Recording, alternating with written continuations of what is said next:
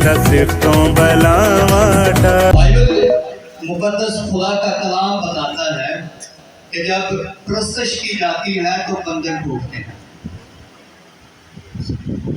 जब हम ईमान की किताब देखते हैं तो पलूस और सलास जेल के अंदर थे।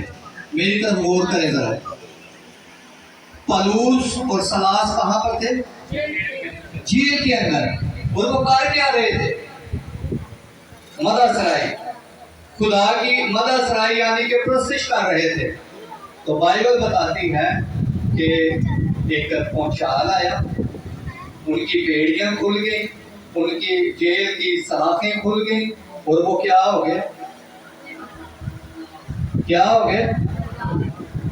हम आजाद होना चाहते हैं। हम आज भी एक खादम खड़ा होकर नसीहतें कर रहा होता है, मगर जो बैठे हुए होते हैं वो उसकी बात पर तो तवज्जो नहीं देते। मैं हूं या कोई भी यहां पर होगा, कोई भी यहाँ पर खड़ा होगा, वो नसीहत कर रहा होगा इंसान की बेहतरी बहाली के लिए, हमारे घरानों की बेहतरी बहाली के लिए, हमारी औलाद की बेहतरी के लिए वो बात कर रहा होगा। मगर हम क्या करते हैं? हम तवज्जो ही नहीं देते। इसका मतलब ये है कि हम आजाद होना ही नहीं चाहते। हम आज भी गुलाम रहना चाहते हैं और आने वाली नस्लों को भी गुलाम ही रखना चाहते हैं। बाइबल कहती है कि अगर बेटा तुम्हें आजाद करेगा तो तुम वाकई ही आजाद होगे। बेटे के हजूर हम बैठे हुए हैं, बेटे को हम गिफ्ट दे रहे हैं, माला दे रहे हैं अपने होठों की कुर्बानी की सूरत में, प्रस्तश की सूरत में। मगर अफसोस की बात यह है कि यहाँ पर बैठे 6 से 7 लोग ही प्रस्तश कर रहे हैं। एक बात बताता हूँ आपको, मैं बाद में हाथ में आता है, टाइम पहले बता दिया जाता है, बातें भूल जाती हैं। बात बताना चाहता हूँ, आप गौर करें इब्राहिम की तरफ। इब्राहिम खुदा का दोस्त भी कहलाया, खुदा की मर्जी के मुताबिक भी कहलाया, रास्तबाज भी कहलाया, ईमानदारों का बाप भी कहलाया। ये बात है क्या? अभी गौर करें कि इब्राहिम कुर्बानी देने के लिए पहाड़ पर गया। इब्राहिम ने कुर्बानी दी। इब्राहिम ने जो खुदा ने बर्रा मुहैया किया उसको काटा, काट के उसके गोश्त को लकड़ियों के ऊपर चुन दिया, यानी कि रख दिया। और अब क्या हुआ कि इब्राहिम इंतजार करने लगा। इब्राहिम क्या करने लगा? इंतजार करने लगा। इंतजार किस बात का?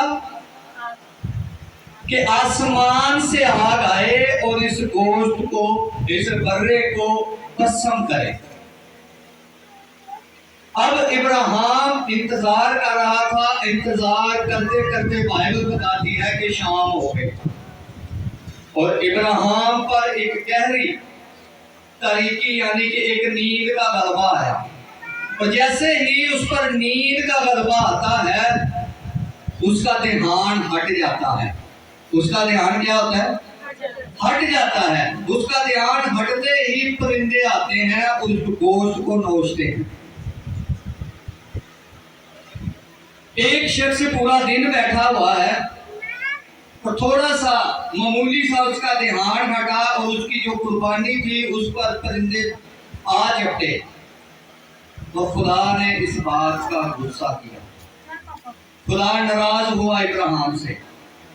अब देखें कि एक शख्स रास्तबाज है, ईमानदारों का बाप है, खुदा का पसंदीदा है, खुदा के बहुत करीब है, खुदा अपने फरिश्तों के साथ उसके डेरे में आता है, इब्राहिम उनके पाँव धोता है, उनके लिए खाना तैयार करता है, रूबरू उनसे बातें करता है। अब खता क्या हुई? खता ये हुई कि इंसान होते हुए उस पर नींद का गलबा आ गया। और जैसे ही नींद का गलबा आ जाता है, परिंदे आके उस कुर्बानी को खराब करते हैं। खुदा गुस्सा करता है। वो गुस्से के बदले खुदा इब्राहिम से कहता है کہ تیری قوم 400 سال تک بنی اسرائیل میں غلام رہے. اس نیند کے غلبے کا جو نتیجہ کیا نکلا کہ بنی اسرائیل قوم 400 سال تک مصر کے اندر غلام رہی. ہوا کیا؟ دھیان ہٹا. جو وقت خدا کا تھا، جو ٹائم اس نے خدا کو دینا تھا، اس نے وہ دھیان ہٹا دیا. سزا 400 سال تک ملتی رہی. ذرا ہم بھی سوچیں، ہم خدا کی عبادت کرنے کے لیے یہاں پر آئے ہیں، اس کی پرستش کرنے کے لیے آئے ہیں. یہ کوئی ایسے زبور یا ایسے گیت نہیں ہے کہ ہم پہلی بار سن رہے ہیں. کوشش کریں کہ جیسا بھی ہم گا سکتے ہیں ہم اس کے حضور اپنی طرف سے اپنے ہونٹوں کی قربانی اس کے حضور رکھیں. پچھلے سنڈے چند تقریباً 12 سے 13 نوجوان میاں میر قدومی سے آئے ادھر ہمارے محلے میں. تو ایسے بچے تھے جیسے یہ بچہ ہے نا، ایسے بچے جوان. ان کے اندر میں نے جذبہ دیکھا، میں نے لگن دیکھی، تو میں خود حیران رہ گیا. اور میں نے خدا کا شکر ادا بھی کیا. اور میں نے خدا سے کہا کہ میں چاہتا ہوں کہ آنے والی جو مسیحی نسلیں ہیں ان کے اندر یہ جذبہ ہو کہ جوانی کے اس ایام میں ان کے اندر ایسی ایک آگ ہے روح القدس کی. وہ پرستش کرتے تھے، وہ اتنے مگن رہتے تھے کہ کسی کو خبر ہی نہیں تھی. دائیں بائیں والے لوگوں کو خبر ہی نہیں. ان کو پتہ ہی نہیں کہ ان کے ساتھ کون کھڑا ہے، ان کے سامنے کون کھڑا ہے. بجلی ہے نہیں ہے، ان کی طرف پنکھا ہے نہیں ہے، کوئی فکر نہیں. کلام کہتا ہے کہ خدا ایسے پرستار ڈھونڈتا ہے ضرور اس طرح سے کیا کرے، اس کی پرستش کریں. پھر کلام میں لکھا ہے کہ جو توجہ کرتا ہے وہ کس کو دیکھتا ہے؟ بھلائی کو دیکھتا ہے. ہم نے اپنی زندگی میں بھلائی دیکھنی ہے تو ہمیں خدا کے کلام پر توجہ کرنے کی ضرورت ہے. اگر نہیں کریں گے تو پھر ہماری زندگیوں میں بھلائی پیدا نہیں ہوگی، ہماری نسلوں کے اندر بھلائی پیدا نہیں ہوگی. اگر چاہتے ہیں کہ بھلائی پیدا ہو تو پھر ہمیں خدا کے کلام پر توجہ کرنے کی ضرورت ہے. آئیں میرے ساتھ زبور کی کتاب نکالیں. زبور 119 اس کی 105 آیت ہم اپنی رہنمائی کے لیے پڑھیں گے. بڑی مشہور آیت ہے اور لوگ زبانی اس آیت کو لیتے ہیں، دعاؤں میں اس آیت کو لیا جاتا ہے. ویسے لوگوں کو تسلی دینے کے لیے اس آیت کو لیا جاتا ہے، لوگوں کو آگاہی دینے کے لیے اس آیت کو لیا جاتا ہے. لکھا ہے تیرا کلام میرے قدموں کے لیے چراغ اور میری راہ کے لیے روشنی ہے. خدا کا کلام پڑھا سنا جانا ہم سب کے لیے برکت کا باعث ہو. سب کہیں گے آمین. خدا کا بندہ داؤد بیان کرتا ہے کہ تیرا کلام میرے قدموں کے لیے کیا ہے؟ چراغ. یعنی کہ چراغ ایک روشنی کی علامت ہے، ایک روشن کرنے والے کی علامت ہے. جہاں پر تاریکی ہوتی ہے، جہاں پر اندھیرا ہوتا ہے، اگر وہاں پر چراغ جلا دیا جائے تو وہاں پر کیا ہو جاتا ہے؟ روشنی، چانن ہو جاتا ہے. اسی طرح داؤد کہہ رہا ہے کہ اے خدا میں تیرے آئین سے ناواقف تھا، میں تیرے کلام سے دور تھا. اے خدا مجھے تیرے کلام کی سمجھ نہیں تھی، مگر جب سے میں نے تیرے کلام کو تھاما ہے، جب سے میں نے تیرے کلام کو تھاما ہے، میں چراغ کی مانند ہو گیا. میں کس کی مانند ہو گیا؟ چراغ کی مانند، یعنی کہ میں روشن ہو گیا ہوں. اگر ہم اپنی زندگی میں اس آئین کو لیتے ہیں، اس کلام کو لیتے ہیں، آج دنیا کے اندر اگر آپ اپنے ارد گرد دیکھ لیں تو لوگوں کی زندگیوں میں اندھیرا ہے، لوگوں کی سوچ کے اندر اندھیرا ہے. لوگ اس چراغ سے ناواقف ہیں، لوگ اس کلام سے ناواقف ہیں، لوگوں کو انسانیت کی فکر نہیں، لوگوں کو انسانیت کی پرواہ نہیں۔ کیوں؟ کیونکہ ان کی زندگی کے اندر چراغ نہیں، ان کی زندگی کے اندر روشنی نہیں ہے، ان کی زندگی کے اندر حکمت نہیں ہے۔ جب آپ کی زندگی کے اندر نور آ جائے گا، روشنی آ جائے گی، تو پھر سمجھے کہ آپ کے اندر حکمت آ جائے گی۔ اور حکمت جو ہے یہ خدا کے روح کو تشبیہ دیا گیا ہے، وہ حکمت کا روح ہے، اور حکمت کا روح تب آپ کی زندگی میں آئے گا جب آپ کی زندگی کے اندر روشنی ہوگی۔ داؤد کہہ رہا ہے کہ تیرا کلام میرے قدموں کے لیے کیا ہے؟ چراغ ہے۔ جب میں چلتا ہوں تو خدایا تیرا حکمت کا روح مجھے آگاہ کر دیتا ہے، وہ مجھے روشنی دے دیتا ہے، وہ مجھے بتاتا ہے کہ ہاں جس طرف تو جا رہا ہے یہ راستہ تیرے لیے باعث برکت ہے، یا پھر اس راستے پر تو جائے گا تو تیرے لیے کیا نقصانات ہوں گے۔ خدا کے کلام کو 7 چیزوں سے تشبیہ دیا گیا ہے جو روزمرہ کی چیزیں ہیں، جو ہمارے گھروں کے اندر استعمال ہوتی ہیں۔ پہلا، خدا کے کلام کو چراغ سے تشبیہ دیا گیا ہے۔ اگر چراغ آپ کی زندگی میں نہیں ہے تو آپ کی زندگی کے اندر اندھیرا ہے، اور اندھیرا خوف کی علامت ہے، اندھیرا ڈر کی علامت ہے۔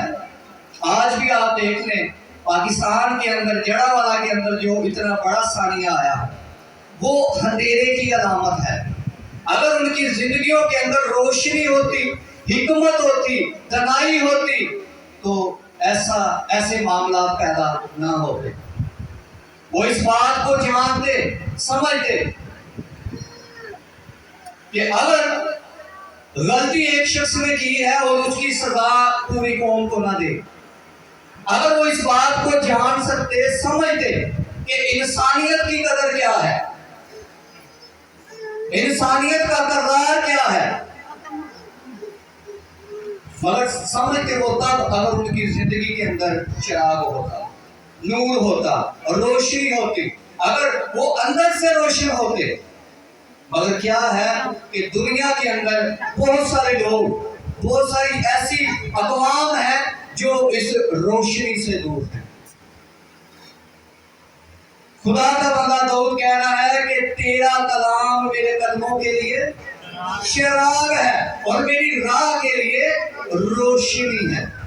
اگر آج آپ بھی اپنی زندگی میں روشن ہونا چاہتے ہیں، اگر آج آپ بھی اپنی زندگی کو فالو کرنے کی ضرورت ہے، خدا کے کلام کو لینے کی ضرورت ہے۔ اگر آپ یرمیہ 5 باب اس کی 14 آیت پڑھیں تو یرمیہ اس کے تعلق سے کلام کرتا ہے کہ خدا کا جو کلام ہے، خدا کے کلام کی جو تشبیہات ہیں، خدا کے کلام کی جو باتیں ہیں، لکھا ہے پس اس لیے کہ تم یوں کہتے ہو، خداوند رب الفاظ یوں فرماتا ہے کہ دیکھ میں اپنے کلام کو تیرے منہ میں آگ اور ان لوگوں کو لکڑی بناؤں گا اور وہ ان کو بھسم کر دے گا۔ خدا کہہ رہا ہے اپنے نبی سے کہ میں اپنے کلام کو تیرے منہ میں ڈالوں گا اور وہ آگ بن جائے گا۔ آج ہم جو بھی بات کریں، آج ہم جو بھی کلام کریں، وہ آگ کی مانند سوشل میڈیا پر جا اگل جائے گا۔ سوشل میڈیا پر جو لوگ سنیں گے، جو دیکھیں گے، وہ سمجھیں گے کہ یہ پاسبان، یہ پادری، یہ پاسٹر آگ اگل رہا ہے۔ مگر یہ آگ میری طرف سے نہیں ہے، یہ آگ اگلنے والا میں نہیں ہوں، بلکہ یہ خدا کہہ رہا ہے۔ خدا کہہ رہا ہے کہ پس اس لیے کہ تم یوں کہتے ہو، تم یوں کہتے ہو کہ ان کا کوئی خدا نہیں ہے، یہ لکڑی کو ماننے والے ہیں، یہ بتوں کو ماننے والے ہیں، تم ہمارے خدا کو رد کرتے ہو، تم ہماری مقدس آیات کو رد کرتے ہو، یہ آج کی بات نہیں ہے، شروع سے ہی مسیحیت کو دبایا جا رہا تھا، شروع سے ہی مسیحیت کے اوپر غلبہ پانے کی کوشش کی جا رہی تھی، شروع سے ہی لوگ یسوع مسیح کو رد کرتے تھے، یسوع کی تعلیم کو رد کرتے تھے، مگر جتنا مسیحیت کو دبایا گیا، آج دنیا کے اندر اگر کوئی سب سے بڑا مذہب ہے، اگر کوئی سب سے بڑی کتاب پڑھا جاتی ہے، چھاپی جاتی ہے، تو وہ بائبل مقدس ہے، وہ مسیحی مذہب ہے۔ خدا کا بندہ یرمیہ کہہ رہا ہے، بس اس لیے تم یوں کہتے ہو۔ جب آپ نے کسی کو رد کرنا ہے، جب آپ نے کسی کو نیچا دکھانا ہے، جب آپ نے دوسرے کو کمزور سمجھتے ہیں، تو آپ کسی بھی بات پر اپنی فنگر اٹھا سکتے ہیں، آپ اپنی انگلی اٹھا سکتے ہیں، بجائے آپ کو اس بات کی سمجھ ہے یا نہیں ہے، آپ کے پاس اس مذہب کی تعلیم ہے یا نہیں ہے، آپ کے اندر حکمت ہے یا نہیں ہے۔ آپ کا کام ہے انگلی اٹھانا، آپ نے صرف انگلی ہی اٹھانی ہے۔ مگر جو لوگ انگلی اٹھاتے ہیں، ان لوگوں نے کبھی یہ نہیں سوچا کہ میں ایک انگلی کراس پہ اٹھا رہا ہوں، میں ایک انگلی مسیحیت پر اٹھا رہا ہوں، میں ایک انگلی دوسرے پر اٹھا رہا ہوں، مگر میرے ہاتھ کی باقی انگلیاں میری طرف ہیں، وہ میرے مذہب کی طرف ہیں، وہ میرے ایمان کی طرف ہیں، وہ میرے کردار کی طرف ہیں۔ خدا کہہ رہا ہے اپنے بندہ سے کہ میں اپنے کلام کو تیرے منہ میں رکھوں گا، اور میرا کلام تیرے منہ کے اندر کیا ہوگا؟ آگ، آگ کی مانند ہوگا۔ آگ، خدا کے کلام کو آگ سے تشبیہ دیا گیا ہے، اور آگ کے آگے جو کوئی چیز آ جاتی ہے وہ ٹھہر نہیں سکتی۔ سو کے قریب گھر جا کے کس کے آگے آگ، آگ کی لپیٹ میں آگے، ان کے آگے آگ آ گئی، آگ نے ہر ایک چیز کو پسند کر دیا، چاہے ان کے گھر کی کوئی چیز اچھی تھی یا اچھی سے بھی اچھی تھی یا بہتر سے بھی بہتر تھی، جب آگ آ جاتی ہے تو آگ سب کچھ پسند کر دیتی ہے۔ اسی طرح خدا کے کلام کو آگ سے تشبیہ دیا گیا ہے۔ جب یسوع مسیح کلام کرتے تھے تو فقیر فریسی یسوع مسیح سے حسد کرتے تھے۔ کیوں کرتے تھے؟ کیونکہ یسوع مسیح کا کلام ان کے لیے ناحق گزرتا تھا۔ وہ سمجھتے تھے کہ یہ کلام اچھا نہیں ہے، یہ باتیں اچھی نہیں ہیں، یہ کفر کرتا ہے۔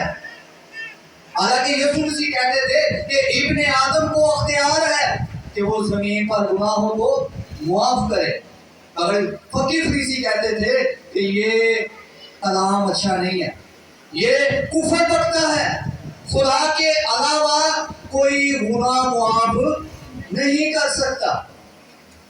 ان کو آگ لگتی تھی۔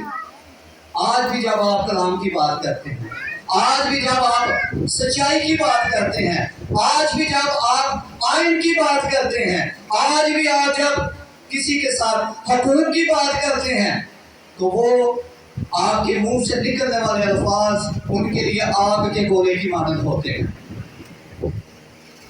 اور آگ کا جو گولا ہے یہ پسند کر دیتا ہے۔ خدا کہہ رہا ہے جو تیرے سامنے ہوگا وہ لکڑی کی مانند ہوگا، اگر جو تیرے منہ سے نکلے گا وہ آگ ہوگی، اور منہ سے کیا نکلے گا؟ کلام نکلے گا۔ یسوع مسیح پہاڑ پر تھے، ابلیس یسوع کے سامنے آ گیا، یسوع کو آزمانا چاہا، یسوع نے کیا اسے کہا؟ یسوع نے اس کی ہر ایک بات کا جواب کلام سے دیا۔ ابلیس جو اپنے آپ کو خدا سمجھتا ہے، جو اس جہان کا اپنے آپ کو مالک سمجھتا ہے، ہوا کیا کہ جب خداوند یسوع مسیح سے وہ کلام کرتا ہے، یسوع اس کا جواب کلام سے دیتا ہے، تو وہ شرمندہ ہو کر چلا جاتا ہے۔ اسی طرح جب آپ کلام کا جواب کلام سے دیتے ہیں تو لوگ شرمندہ ہوتے ہیں، پھر وہ جب شرمندہ ہوتے ہیں تو پھر وہ آپ سے حسد کرتے ہیں۔ جب حسد کی جاتی ہے تو پھر آپ کے لیے دل میں غصہ ہوتا ہے، پھر وہ غصہ کہیں نہ کہیں انسان نکالتا ہے. کسی نہ کسی بات پر، کسی نہ کسی اینگل سے وہ کیا کرے گا کہ وہ اپنے غصے کو نکالنے کی کوشش کرے گا.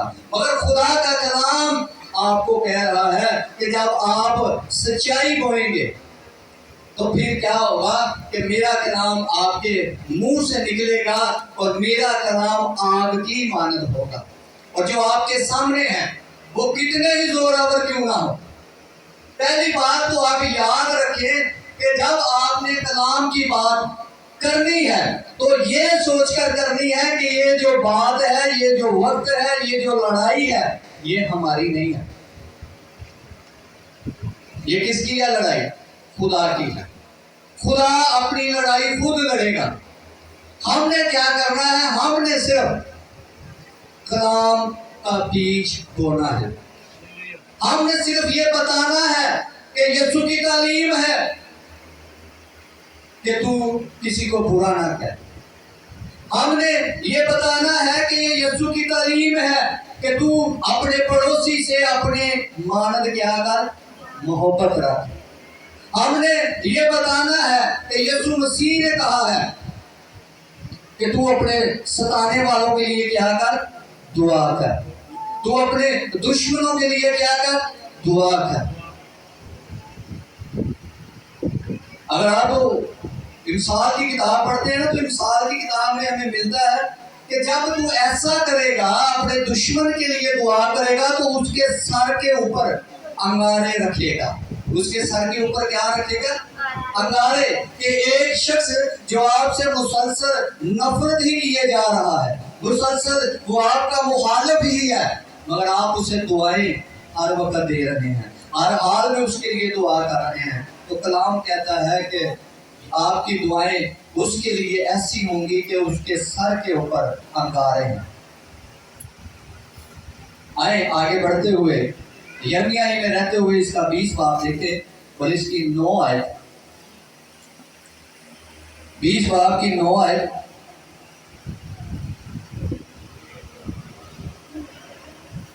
لکھا ہے اگر میں کہوں کہ میں اس کا ذکر نہ کروں گا اور نہ پھر کبھی اس کے نام سے کلام کروں گا تو اس کا کلام میرے دل میں جلتی آگ کی مانند ہے. یعنی کہ کلام کو آگ سے تشبیہ دیا گیا ہے کہ خدا کا کلام ایک آگ ہے. اور جو لوگ سچائی سے منہ موڑ لیتے ہیں آگے پیچھے چل کر تو وہ کہتے ہیں ہاللیلویا ہاللیلویا، میں مسیح ہوں، میں خدا کا وفادار ہوں، میں خدا کا راست باز بندہ ہوں. مگر جب وقت آتا ہے کہ وہ گواہی دے، جب وقت آتا ہے کہ اس کو ارد گرد سے گھیر لیا جائے، پھر اس کے پاس 2 ہی آپشن ہیں. ایک تو وہ سچائی بولے اور اپنی جان ان کے سپرد کر دے، اور دوسرا کہ وہ جھوٹ بولے اور وہاں سے نکل جائے، سچائی کو رد کرے اور وہاں سے نکل جائے. مگر کلام کہہ رہا ہے کہ اگر میں کہوں کہ میں اس کا ذکر نہیں کروں گا، اگر میرے اندر کلام ہے، اگر آپ کے اندر کلام ہے، اگر کلام کا بیج آپ کی زندگی کے اندر ہے اور آپ کہیں کہ میں نے اپنے آپ کو سیو کرنا ہے، میں نے اپنے گھر کو سیو کرنا ہے، میں نے اپنی جاب کو سیو کرنا ہے، تو میں کیا کروں گا؟ میں کنارہ کر دوں گا. اگر کلام ہے تو لکھا ہے کہ اگر میں کہوں کہ میں اس کا ذکر نہ کروں گا، نہ پھر کبھی اس کے نام سے کلام کروں گا تو اس کا کلام میرے دل میں جلتی آگ کی مانند ہے جو میری ہڈیوں میں پوشیدہ ہے، اور میں اس کو ضبط کرتے کرتے روکتے تھک گیا. اگر کوئی اپنا منہ موڑے گا، اپنی سیٹ کو بچانے کے لیے، اپنی سیاست کو بچانے کے لیے، اپنی عزت کو بچانے کے لیے، اپنے گھر کو بچانے کے لیے، تو بائبل کہہ رہی ہے کہ اگر میرا کلام اس کے اندر ہے، اگر میرے کلام کا بیج اس کے اندر ہے، وہ جتنا بھی اسے روک سکے روک نہیں سکتا. کیونکہ لکھا ہے کہ میں اسے ضبط کرتے کرتے گیا اور مجھ سے رہا نہیں جاتا۔ اگر کلام آپ کے اندر ہے تو آپ سے رہا نہیں جائے گا۔ آپ بولیں گے، آپ اپنا منہ کھولیں گے، کیونکہ آپ کے اندر کیا ہے؟ کلام ہے۔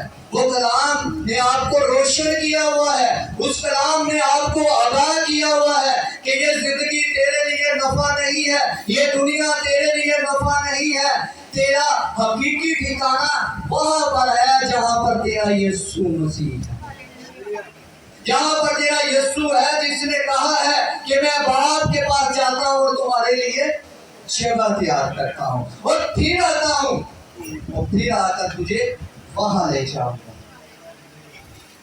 آگے چلتے ہیں تو اس کا 23 باب اور اس کی 29 آیت، وہاں پر کلام کے تعلق سے لکھا ہے، کیا میرا کلام آگ کی مانند نہیں ہے؟ خداوند فرماتا ہے، اور ہتھوڑے کی مانند جو چٹان کو چکنا چور کر دیتی ہے۔ آپ کسی شخص کو توڑنا چاہتے ہیں تو آپ دنیاوی دلیلیں دیں، آپ دنیا کی باتیں کریں، آپ اسے بلیک میل کریں، شاید کو وہ نہ ٹوٹ سکے۔ مگر خدا کا کلام کہتا ہے، خدا کہتا ہے کہ میرا کلام نہ تو آگ ہے بلکہ آگ سے بھی بڑھ کر یہ ہتھوڑے کی مانند ہے۔ یہ کس کی مانند ہے؟ ہتھوڑے کی مانند ہے، یہ چٹانوں کو چکنا چور کر دیتا ہے۔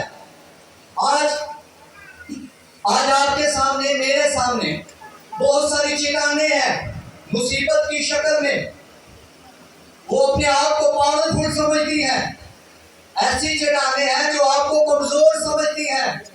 اگر میں اس ایمان سے آپ کو کہنا چاہتا ہوں، اس کا مقابلہ آپ نے ہتھوڑوں سے نہیں کرنا، آپ نے لاٹھیوں سے نہیں کرنا۔ اگر آپ خدا کا کلام استعمال کریں گے، اگر آپ خدا کے کلام کو درجہ دیں گے تو وہ چٹانیں خود ٹوٹ جائیں گی، وہ پہاڑ خود گر جائیں گے، وہ پہاڑ خود ریزہ ریزہ ہو جائیں گے، چاہے وہ سپر پاور ہے، چاہے وہ سپر پاور سے چھوٹے پاور پر ہیں یا اس سے چھوٹے لیول پر ہیں، جو آپ کو کمزور سمجھتے ہیں۔ آپ کو خدا کہہ رہا ہے کہ میرا کلام ہتھوڑے کی مانند ہے، میرا جو کلام ہے یہ ہتھوڑے کی مانند ہے، یہ چکنا چور کر دیتا ہے۔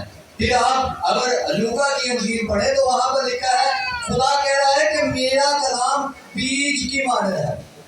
خدا کا کلام ہتھوڑا ہے، خدا کا کلام آئینہ ہے، خدا کا کلام آگ ہے، خدا کا کلام چراغ ہے، اور لکھا ہے لوکا میں کہ میرا کلام بیج کی مانند ہے۔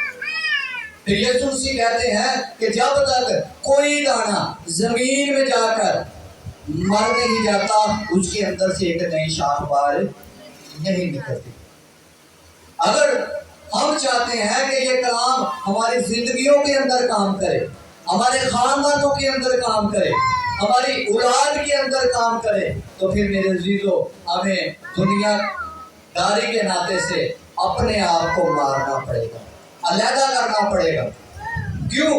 کیونکہ ہم علیحدہ کیے ہوئے ہیں، ہم چنے ہوئے ہیں، ہمیں یسوع مسیح نے علیحدہ کیا ہے اپنا خون دے کر۔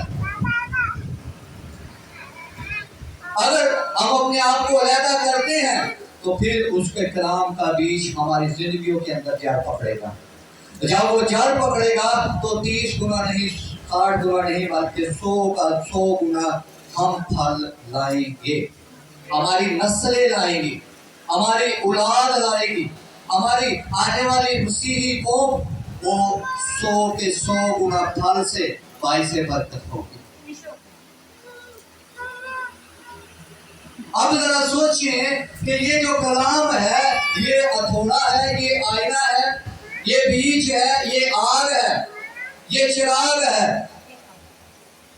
بائبل کہہ رہی ہے کہ یہ کلام ہمارے ساتھ ساتھ ہے، یہ کلام ہمارے، ہم بائبل لے کے جائیں یا نہ لے کے جائیں، ہم بائبل پڑھیں یا نہ پڑھیں، ہم جب بھی اس کے حضور بیٹھتے ہیں تو وہ ہمارے ساتھ ساتھ ہے. اب وہ کون سی ہستی ہے یا کون سا نام ہے؟ اگر آپ مکاشوہ کی کتاب پڑھتے ہیں تو مکاشوہ 19 باب اس کی 13 ہے. بھائی پڑھیں ذرا جلدی سے عمر بھائی. یہ جو کلام کا لقب ہے یا پھر کلام کی ایک اور تشبیہات ہے. 19:13 مکاشوہ 19 باب اور اس کی 13 ایسے پڑھیں گے. اور وہ خون کی چھڑکی ہوئی پوشاک پہنے ہوئے ہے اور اس کا نام کلام خدا کہلاتا ہے. جی شکریہ. کلام برکت لکھا ہے اور وہ خون کی چھڑکی ہوئی پوشاک پہنے ہوئے ہے اور اس کا جو نام ہے وہ کلام خدا ہے. کس کا نام ہے؟ جناب یسوع مسیح کا. جو آپ کے ساتھ ساتھ رہتا ہے وہ یسوع مسیح ہے. اور یسوع مسیح کے حق میں کہا گیا ہے کہ ابتدا میں کلام کا کلام خدا کے ساتھ تھا. کلام مجسم ہوا اور ہم نے اس کا ایسا جلال دیکھا جیسے باپ کے اکلوتے کا. اور یہاں پر یوحنا دیکھ رہا ہے. یوحنا تو خدا کا روح آسمان پر لے جاتا ہے اور یوحنا رسول دیکھ رہا ہے. اور کیا دیکھ رہا ہے کہ یسوع مسیح ہے. انہوں نے ایک پوشاک پہنی ہوئی ہے. اس پوشاک پر خون کی دھبے ہیں یعنی کہ خون کے نشان ہے. اور یوحنا کہہ رہا ہے کہ میں نے پوچھا کہ یہ کون ہے اور مجھے آواز آئی کہ یہ وہ ہے جسے کلام خدا کہا جاتا ہے. اور وہ جو کلام خدا ہے اس کا آپ سے وعدہ ہے کہ میں اب سے لے کر ہمیشہ تک اب سے لے کر ہمیشہ تک اب سے لے کر ہمیشہ تک آپ سب کے وہ ساتھ ہیں. آپ کے سامنے جو کوئی بھی آئے اب جیسے بھی حالات میں ہے وہ جو کلام خدا ہے وہ آپ کے ساتھ ہے. فقط ضرورت اس بات کی ہے کہ آپ اس کلام خدا کو پکاریں اور اسے کہیں کہ مجھے تیری ضرورت ہے. آج بھی یہ جو ثانیہ ہوا ہے یہ اس بات کو ظاہر کرتا ہے کہ یسوع مسیح جلد آنے والے ہیں. یسوع مسیح جلد آنے والے ہیں کیونکہ یسوع مسیح کے کلام کی جو پیشن گوئیاں ہیں یہ رفتہ رفتہ پوری ہو رہی ہیں. اب آپ سوچیں کہ وہ جو کلام خدا ہے وہ آج شام کو اس دنیا میں آ جائے, آج رات کو آ جائے تو پھر ہم سب اس کے سامنے ہوں گے. وہ تخت پہ تخت نشین ہوگا, ہم سب اس کے سامنے حاضر کیے جائیں گے. تو جب آپ اور میں اس کے سامنے حاضر کیے جائیں گے تو سوچیں کہ آپ کی جو نظریں ہیں یہ کلام خدا کو دیکھیں گی یا پھر کوئی شخص میرے سامنے ہوگا, میں کہوں گا کہ تم آگے ہو جا میں پیچھے ہو جاتا ہوں, پھر باری ہے کہ تو آگے ہو جا میں پیچھے ہو جاتا ہوں. یعنی کہ سوچنا یہ ہے کہ اگر آج ہی شام یسوع آ جائے, آج رات ہی یسوع آ جائے تو جب میرا یسوع مسیح کا اور میرا سامنا ہو تو کیا میری نظریں اس کے جلالی چہرے کو دیکھیں گی؟ اگر تو چاہتے ہیں کہ میری نظریں اس کے جلالی چہرے کو دیکھیں تو آج سے ہی اس کے کلام کو اپنی زندگی کا حصہ بنائیں, اس کی کلام پر عمل کرنا شروع کر دیں, اس کی باتوں پر عمل کرنا شروع کر دیں, اس کے کلام پر اپنا دھیان دینا شروع کر دیں. اگر نہیں کریں گے تو میرے عزیزوں بہت ساری قومیں جو اس کے ثواب سے چھاتی پیٹیں گی, بہت ساری قومیں اس کے ثواب سے چھاتی پیٹیں گی. جو قومیں آج اپنے آپ کو سر بلند کہہ رہی ہیں, جو قومیں آج اپنے آپ کو فتح مند کہہ رہی ہیں, مگر بائبل کہہ رہی ہے کہ بہت ساری قومیں جو اس وقت چھاتی پیٹیں گی. مگر جتنے اس کے برگزیدہ ہوں گے, جتنے اس کی باتوں پر عمل کر رہے ہوں گے, جتنوں نے اس پر ایمان رکھا ہوگا, اس زندگی میں اس کے نام کی خاطر انہوں نے دکھ سہے ہوں گے, وہ سب اس کے جلال میں شریک ہوں گے. اب فیصلہ آپ نے کرنا ہے, میں نے کرنا ہے. فیصلہ آج دن آپ نے اور میں نے کرنا ہے کہ میں جب یسوع کے سامنے ہوں گا تو میری نظریں یسوع کے جلال کو دیکھیں گی، یا پھر میں ایک شرمندہ ایک ہارے ہوئے شخص کی طرح اپنے نظریں اور اپنا سر چھپائے رکھوں گا۔ فیصلہ آپ نے کرنا ہے، آئیں اپنے سر کو چھپائیں۔